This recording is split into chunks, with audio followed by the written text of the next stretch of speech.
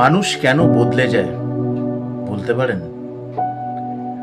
তার কি আছে কোনো উত্তর? মানুষ বদলে যায়, কিন্তু তার স্মৃতিটা সারা জীবন রেখে যায়। বদলে যাওয়া খুব সহজ, তাই না?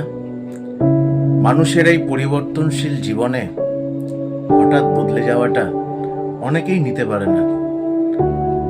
স্মৃতিটা বেদনাদায়ক, অনেক কিছু মনে করিয়ে দেয় অনেক সময়।